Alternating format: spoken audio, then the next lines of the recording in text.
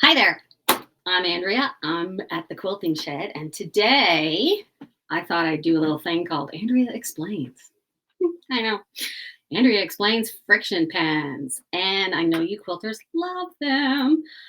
I have a few gotchas with them, though. I do like them, they're not my favorite. So let's talk about why they're called friction pens and where they came from. So, friction pens are removed by friction. And everybody goes, removes by heat. Yes, friction generates heat. So they are gel pens, and you can get them at stationery stores because that was their primary use. They were not made for the quilting industry. So that means you can, write handy little messages on paper. Well, here we go. I love quilting. And then use the eraser end. This is the eraser end.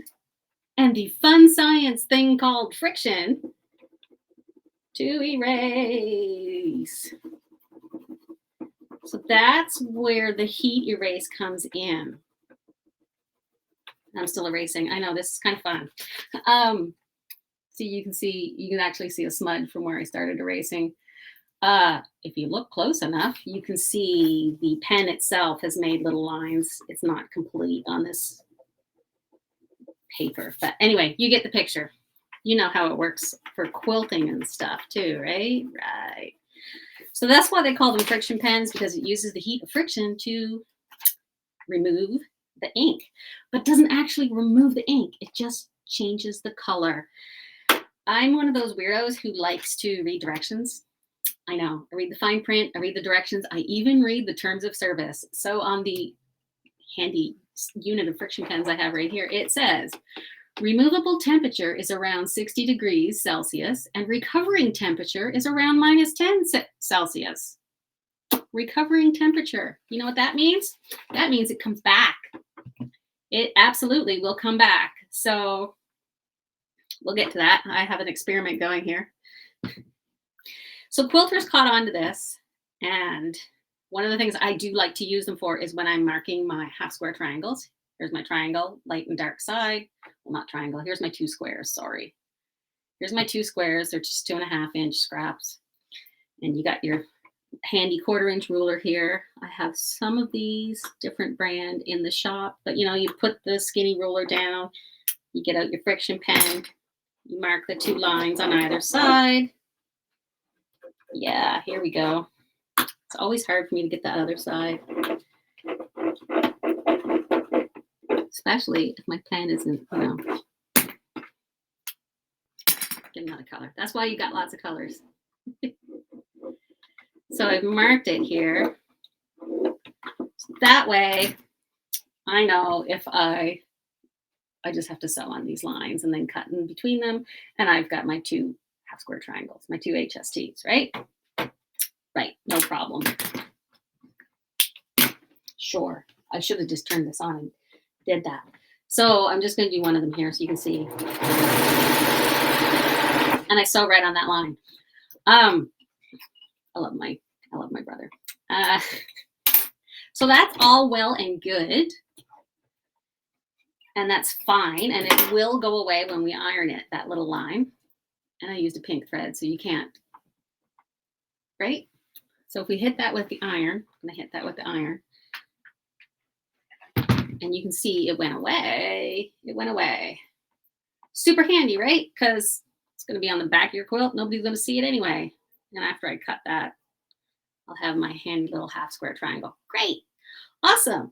And for things like this, I think the friction pen perfectly fine and works really, really well. And you can get all kinds of colors to just contrast with whatever. And especially if you're like me and you just keep dropping things all over the place. Found my lid. You just need them spread everywhere. This is why I own 2 pairs of scissors, 2 pairs of my Stork scissors. Yeah, just because I just spread them everywhere. So with the friction pens, back on topic,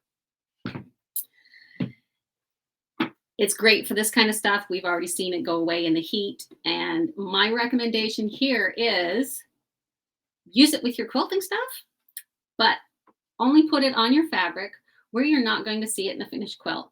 This means you're either going to cut on the line you just drew with your friction pen, or you're going to sew on that line. And when I mean sew on that line, I don't mean your quilting lines on top of your quilt. Like some people use it to mark what they're going to quilt. I do not recommend that at all. And I will tell you, this does happen because it totally happened to me. Um, of course, I try to get it to go this time and it won't do it. And here's my handy ice pack. Tried it with the Ben and Jerry's. But you can kind of see I wrote on this white paper before, and it's been under the ice pack. And you can just barely see some of the letters are coming back. So because it is a gel pen, the ink is still there. It just changed color.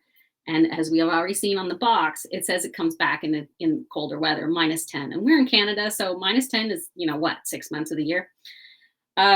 I had a quilt where I had used a Frixion pen to draw my feather spines on the front of the quilt, and lived in an old country farmhouse and stored quilts in a spare closet somewhere. And spare closets in old farmhouses get cold. So I pulled the quilts out one day to look at them, and I'm looking at this one quilt and I'm like, why is there blue markings all over it? And sure enough, right under my quilting lines, you could see the blue lines of my handy dandy Frixion marker. Yep. So it did come back, and I have done demonstrations where I've held an ice cube on top of here and shown people how fast it'll come back.